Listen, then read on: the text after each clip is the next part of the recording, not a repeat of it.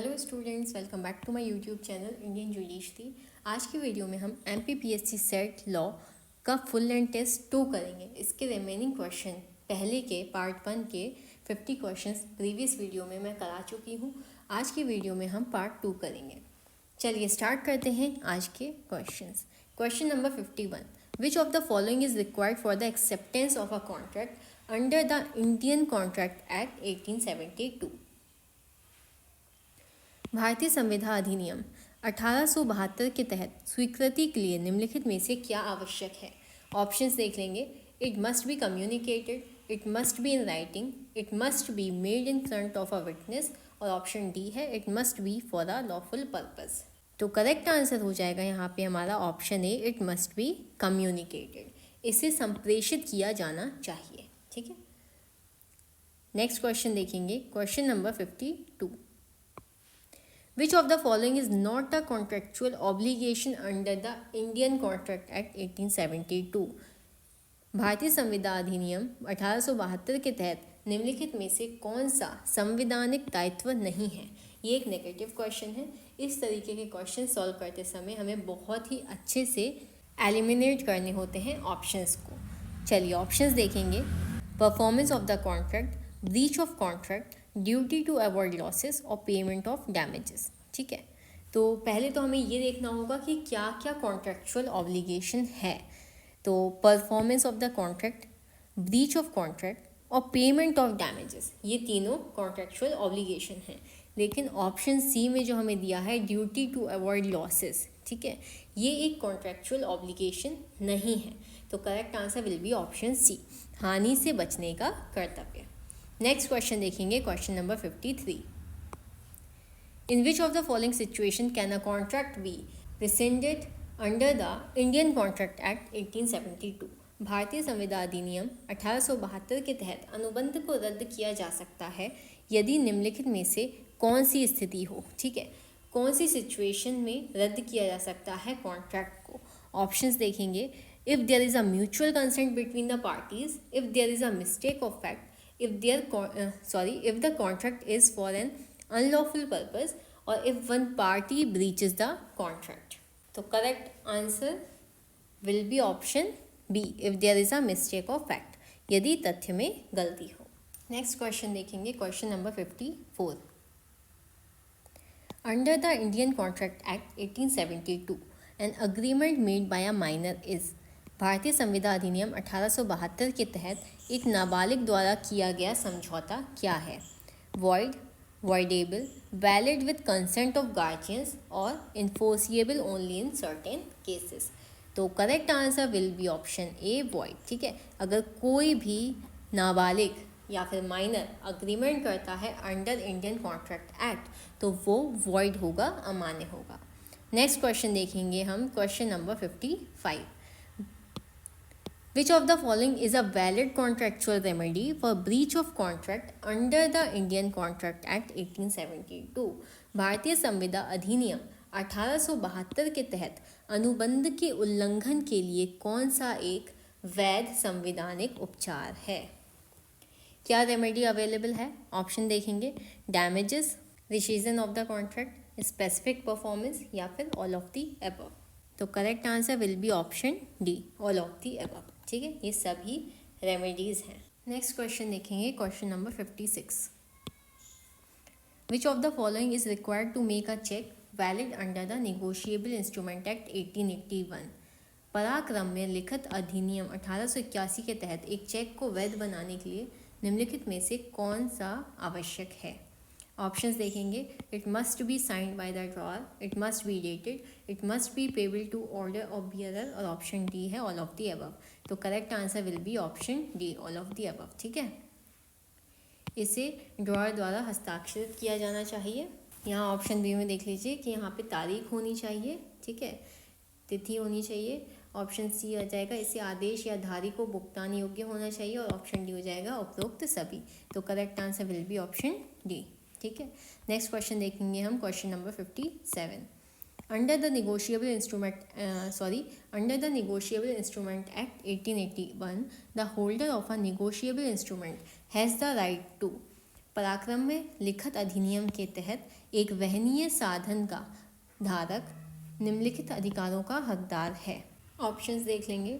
Demand payment, endorse this instrument to another party, take legal action for dishonour of the instrument, और option D है all of the above.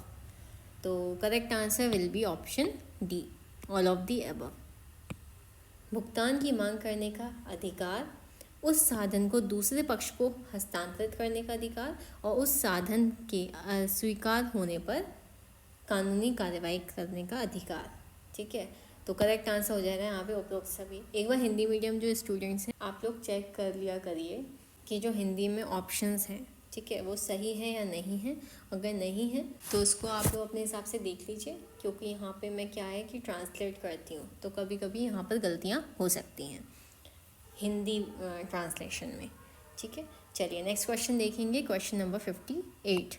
A bill of exchange must be in writing signed by the drawer and contain. Bill of exchange को लिखित होना चाहिए, drawer द्वारा हस्ताक्षरित होना चाहिए, और इसमें निम्नलिखित होना चाहिए। क्या होना चाहिए? N unconditional order to pay, a specific date of payment, name of the payee, और option D all of the above. बिना शर्त भुगतान आदेश, भुगतान की विशिष्ट तिथि, प्राप्तकर्ता का नाम, और उपरोक्त सभी। तो correct answer will be option D, all of the above. ठीक है, नेक्स्ट क्वेश्चन देखेंगे। Question number 59। Under the negotiable instrument act 1881 a cheque is set to be dishonoured when. पराक्रम में लिखित अधिनियम 1881 के तहत एक चेक को अस्वीकृत माना जाता है जब it is presented to the bank after the date of issue, there are insufficient funds in the drawer's account, the cheque is post dated, और the cheque is not signed by the drawer. तो correct answer will be option B. कब dishonour माना जाता है? When there are insufficient funds in the drawer's account. Drawer के खाते में पर्याप्त धन नहीं होता, तब चेक को अस्वीकृत माना जाता है। नेक्स्ट क्वेश्चन देखेंगे। Question number 60। The prescription period for filing a suit for dishonour of a negotiable instrument under the negotiable instrument act 1881 is. पराक्रम में लिखित अधिनियम 1881 के तहत एक वहनीय साधन के निगोशिएबल इंस्ट्रूमेंट के अस्वीकृत होने के मामले में मुकदमा दायर करने के लिए न्यायिक समय सीमा कितनी है? 30 डेज, 45 डेज, 60 डेज और 90 डेज। तो correct answer will be option C. ठीक है, 60 दिन के अंदर अंदर आप मुकदमा दायर कर सकते हैं। नेक्स्ट क्वेश्चन देखेंगे। Question number 61। अब यहाँ पे हमारे फैमिली लॉ के क्वेश्चंस आ गए हैं। Under Hindu law who is eligible to be a guardian of a minor. Hindu कानून के तहत नाबालिग का अधिकारिता कौन हो सकता है? Only the father, only the mother, father और मदर, और any other person appointed by the court, या फिर any adult relative. Correct answer will be option C, पिता या माता या कोई अन्य व्यक्ति जिसे न्यायालय द्वारा नियुक्त किया गया हो, वो माइनर का गार्जियन हो सकता है। नेक्स्ट क्वेश्चन देखेंगे। Question number 62। Under the Hindu law the term guardian refers to. Hindu कानून के तहत अधिकारिता शब्द का क्या अर्थ है? ऑप्शंस देखेंगे। A person who is responsible for the welfare of a minor, a person who is authorise to manage the property of a minor, option C a person appointed by the court to protect the interest of a minor, और option D होगा all of the above. ठीक है, तो कौन होगा, क्या है guardian, यहाँ पे क्या मतलब है?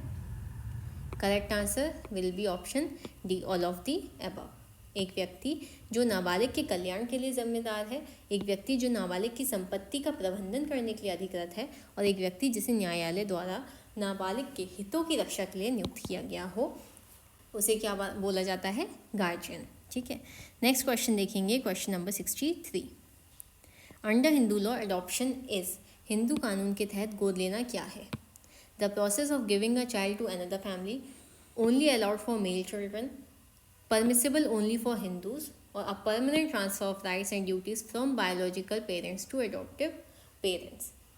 So correct answer will be option D, a permanent transfer of rights and duties from biological parents to adoptive parents. जैविक माता पिता से गोद लेने वाले माता पिता को अधिकारों और कर्तव्यों का स्थायी हस्तांतरण। ठीक है, जब भी कोई गोद लेता है किसी व्यक्ति को, तो परमानेंटली जो उसके राइट्स और ड्यूटीज़ होते हैं, जो कि एक बायोलॉजिकल पेरेंट्स के होते हैं जिन्होंने उस बच्चे को जन्म दिया है, वो ऑटोमेटिकली वो सारे राइट्स और ड्यूटीज़ किसको ट्रांसफ़र हो जाते हैं? एडॉप्टिव पेरेंट्स को, जिन्होंने बच्चा गोद लिया है। नेक्स्ट क्वेश्चन देखेंगे, question number 64। Under Hindu law who can adopt a child? Hindu कानून के तहत कौन बच्चा गोद ले सकता है? Only a Hindu male, only a married couple, a Hindu male और female who is of sound mind and has the capacity to adopt a single parent only। तो correct answer will be option C.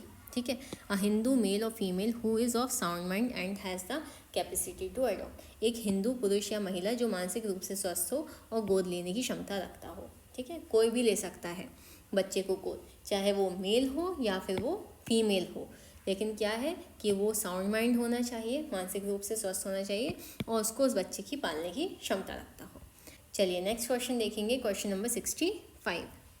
Under the Hindu law the maximum age difference between an adoptive parent and an adopted child must be. Hindu कानून के तहत गोद लेने वाले माता पिता और गोद लिए बच्चे के बीच अधिकतम आयु अंतर होना चाहिए।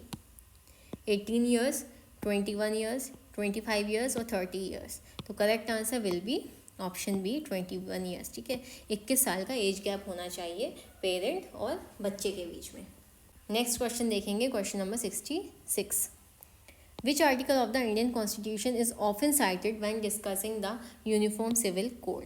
भारतीय संविधान का कौन सा अनुच्छेद सार्वभौमिक नागरिक संहिता पर चर्चा करते समय अक्सर उद्धृत किया जाता है? आर्टिकल 14, आर्टिकल 21, आर्टिकल 44 और आर्टिकल 19। तो correct answer will be option C, article 44, अनुच्छेद 44। ठीक है, नेक्स्ट क्वेश्चन देखेंगे, question number 67। What is the primary objective of the uniform civil code in India? Bharat में सार्वभौमिक नागरिक संहिता का मुख्य उद्देश्य क्या है? ऑप्शंस देख लेंगे। To harmonise and standardise personal laws across different religions, to give more rights to women, to promote religious freedom, और ऑप्शन डी है to provide tax benefits। तो correct answer will be option A, to harmonize and standardize personal laws across different religions। विभिन्न धर्मों में व्यक्तिगत कानूनों को समान और मानकीकरण करना, ये है यूसीसी का मुख्य उद्देश्य। नेक्स्ट क्वेश्चन देखेंगे हम, question number 68। Which of the following is a major challenge in implementing the uniform civil code? सार्वभौमिक नागरिक संहिता को लागू करने में निम्नलिखित में कौन सी एक बड़ी चुनौती है? ऑप्शंस देख लेंगे। Strong opposition from religious groups, lack of political will, constitutional provisions regarding religious freedom, और ऑप्शन डी है ऑल ऑफ दी अबव। तो correct answer will be option D, all of the above. धार्मिक समूहों से मजबूत विरोध, राजनीतिक इच्छा शक्ति की कमी और धार्मिक स्वतंत्रता के संबंध में संवैधानिक प्रावधान। ठीक है, तो यहाँ पे करेक्ट आंसर हो जाएगा उपरोक्त सभी। नेक्स्ट क्वेश्चन देखेंगे, question number 69। Which of the following is a reason often cited in favour of UCC? सार्वभौमिक नागरिक संहिता के पक्ष में अक्सर कौन सा कारण उद्धृत किया जाता है? To ensure equality before the law for all citizens, to respect religious diversity, to protect cultural heritage, और ऑप्शन डी है to encourage religious practices। तो correct answer will be option A, to ensure equality before the law for all citizens, सभी नागरिकों के लिए कानून के सामने समानता सुनिश्चित करना। नेक्स्ट क्वेश्चन देखेंगे, question number 70। The UCC aims to replace which type of laws in India? सार्वभौमिक नागरिक संहिता का उद्देश्य भारत में किस प्रकार के कानूनों को प्रतिस्थापित करना है? Criminal laws, personal laws of various religious communities, labour law, या फिर इंटरनेशनल लॉ? तो correct answer will be option B, personal laws of various religious communities. ठीक है, विभिन्न धार्मिक समुदायों के व्यक्तिगत कानून को प्रतिस्थापित करना है। चलिए नेक्स्ट क्वेश्चन देखेंगे, क्वेश्चन नंबर 71। ठीक है, अब यहाँ पे हमारे इन्वायरमेंटल लॉ के क्वेश्चंस आ गए हैं। Under the environmental impact assessment which of the following is mandatory before starting a project? पर्यावरणीय प्रभाव आकलन के तहत परियोजना शुरू करने से पहले निम्नलिखित में से कौन सा अनिवार्य है? ऑप्शंस देखेंगे। Environmental clearance, land acquisition, financial auditing, या फिर पब्लिक वोटिंग। तो correct answer will be option A, environmental clearance, पर्यावरणीय मंजूरी। नेक्स्ट क्वेश्चन देखेंगे, question number 72। Which of the following is the role of environmental law in addressing climate change? जलवायु परिवर्तन को संबोधित करने में पर्यावरण कानून की भूमिका क्या है? To regulate greenhouse gas emission, to promote fossil fuel consumption, to prevent forest fires, और ऑप्शन डी है to support non renewable energy. तो correct answer will be option A, to regulate greenhouse gas emission, greenhouse gas उत्सर्जन को नियंत्रित करना। Next question देखेंगे, question number 73। The convention on biological diversity was adopted to conserve which of the following? जैव विविधता सम्मेलन को निम्नलिखित में से किसकी रक्षा के लिए अपनाया गया था? ऑप्शंस देखेंगे, water resources, wild life, forest या फिर जेनेटिक डाइवर्सिटी। तो correct answer will be option D, genetic diversity, आनुवांशिक विविधता। नेक्स्ट क्वेश्चन देखेंगे, question number 74। What is the purpose of the Forest Conservation Act 1980? वन संरक्षण अधिनियम 1980 का उद्देश्य क्या है? ऑप्शंस देखेंगे, to regulate the use of forest land for non forestry purposes, to promote commercial farming in forest, to increase the export of forest products, या फिर option D to establish national parks. तो correct answer will be option A, to regulate the use of forest land and non forestry purposes, वन भूमि का उपयोग गैर one प्रयोजनों के लिए नियंत्रित करना। क्वेश्चन नंबर 75 देखेंगे, विच of the following is an example of a violation of human rights? निम्नलिखित में से कौन सा मानव अधिकार का उल्लंघन का उदाहरण है? ऑप्शंस देखेंगे, equal pay for equal work, freedom of speech, torture and inhuman treatment, और ऑप्शन डी है right to access health care. Correct answer will be option C, torture and inhuman treatment, यातना और अमानवीय व्यवहार। Question number 76। Which of the following rights are recognised as first generation human rights? निम्नलिखित में से कौन सा अधिकार प्रथम पीढ़ी के मानव अधिकारों के रूप में पहचाना जाता है?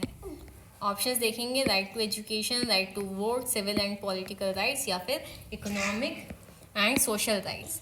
तो correct answer will be option C, civil and political rights, नागरिक और राजनीतिक अधिकार। Question number 77। The international covenant on economic, social and cultural rights primarily addresses which type of rights? आर्थिक, सामाजिक और सांस्कृतिक अधिकारों पर अंतर्राष्ट्रीय संधि मुख्य रूप से किस प्रकार के अधिकारों से संबंधित है? Civil and political rights, economic, social and cultural rights, right to self determination और राइट टू डेवलपमेंट। तो correct answer will be option B, economic, social and cultural rights, आर्थिक, सामाजिक और सांस्कृतिक अधिकार। नेक्स्ट क्वेश्चन देखेंगे, question number 78। Which of the following is an example of economic, social and cultural rights under human rights law? मानव अधिकार कानून के तहत आर्थिक, सामाजिक और सांस्कृतिक अधिकारों का एक उदाहरण कौन सा है?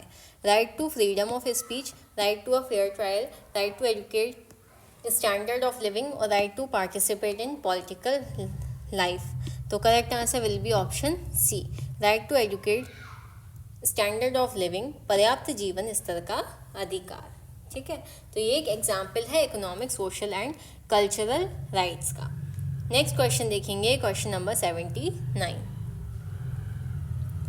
What is the role of the Human Rights Committee under the International Covenant on Civil and Political Rights?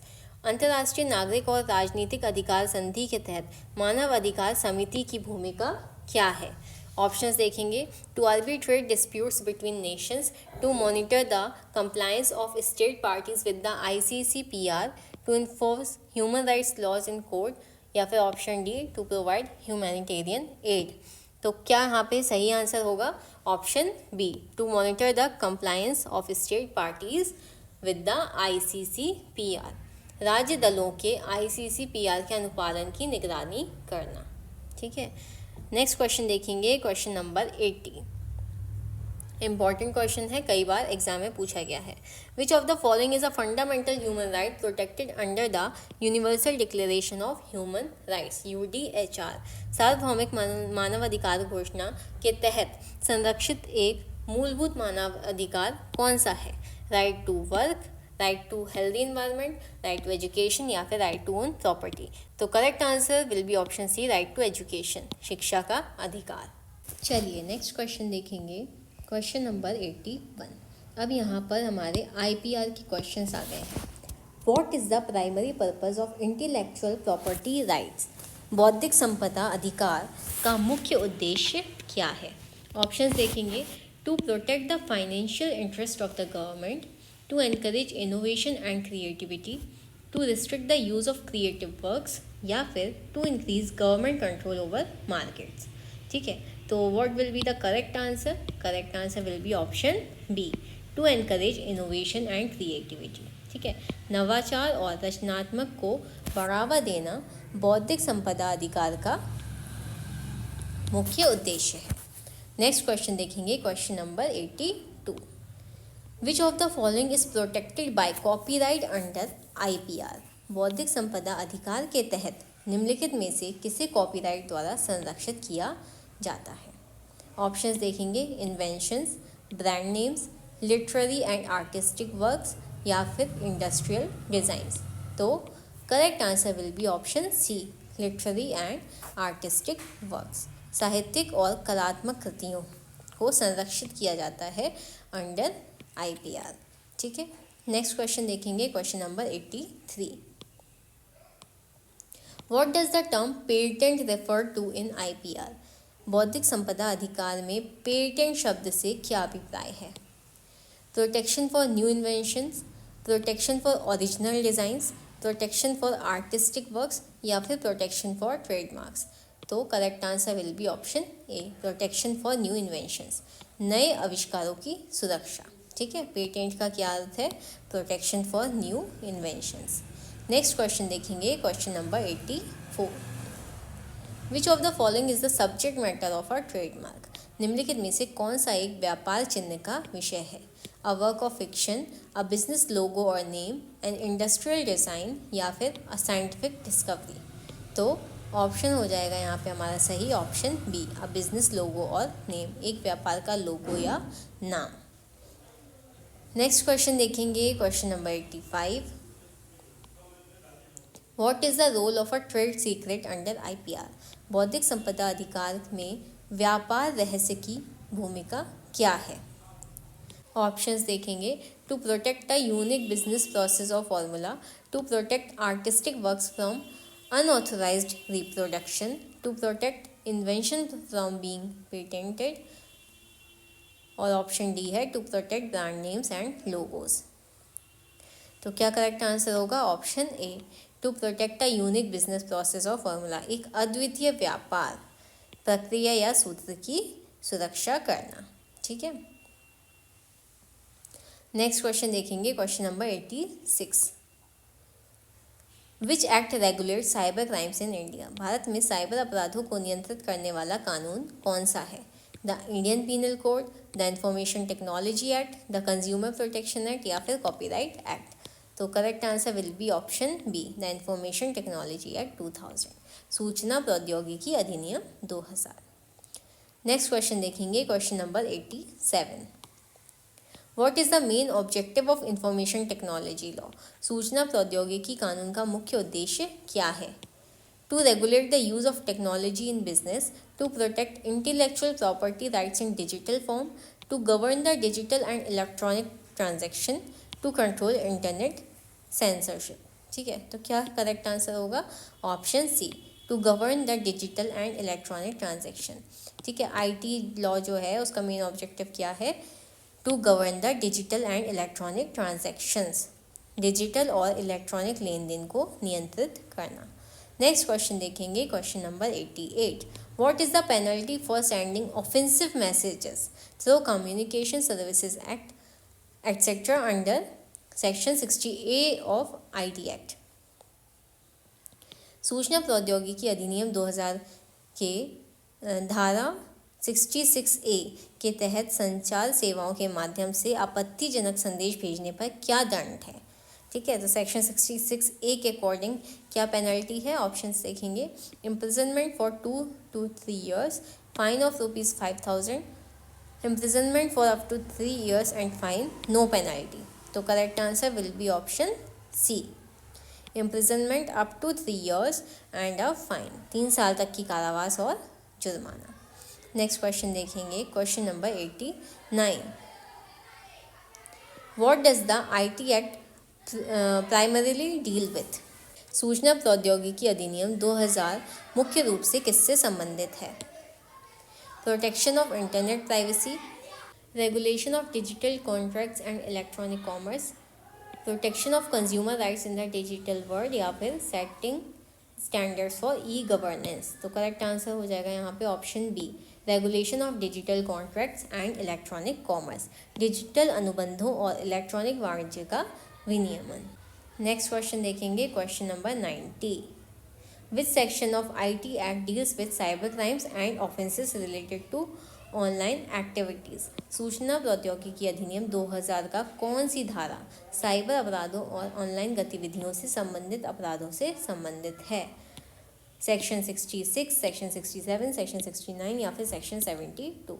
तो correct answer will be option section 66। ठीक है, ऑप्शन ए, धारा 66। Question number 91। Which of the following is a similarity between the French constitution and the Indian constitution? फ्रांसीसी संविधान और भारतीय संविधान के बीच एक समानता क्या है? Both are based on a parliamentary system of government. Both have a presidential system of governance. Both emphasize a single party system. Both are based on a unitary form of government. ठीक है, इस unit से question करना थोड़ा सा difficult हो जाता है क्योंकि यहाँ पे कंपैरिजन होता है इंडिया के लॉज का अदर कंट्रीज़ के लॉ के साथ, है ना। तो ये वाला जो पार्ट है इस पर ध्यान देने की अच्छे से ज़रूरत है।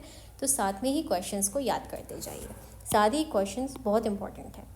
तो आंसर हो जाएगा यहाँ पे both are based on a parliamentary system of government. ठीक है, दोनों सरकार की यानी कि फ्रांस और भारत के सरकार की संसदीय प्रणाली पर आधारित है कॉन्स्टिट्यूशन। ठीक है, नेक्स्ट क्वेश्चन देखेंगे, question number 92। What is the primary focus of comparative administrative law?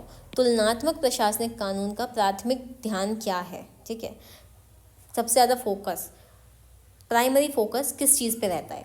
Options देखेंगे, the study of legal process for settling private disputes, the analysis of the functioning of government administrative bodies across countries, the comparison of criminal laws in different countries, या फिर the regulation of international trade।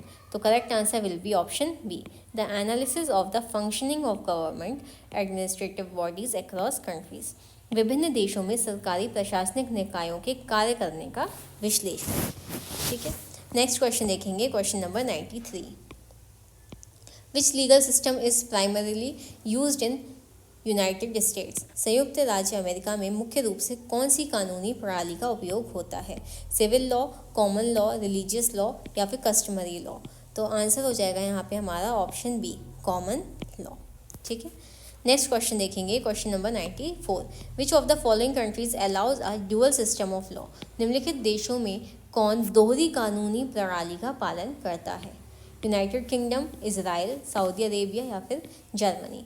तो answer हो जाएगा यहाँ पे option C, Saudi Arabia. ठीक है, Saudi अरब जो है वो दोहरी कानूनी प्रणाली का पालन करता है। नेक्स्ट क्वेश्चन देखेंगे, question number 95। What is the main purpose of comparative public law? तुलनात्मक सार्वजनिक कानून का मुख्य उद्देश्य क्या है?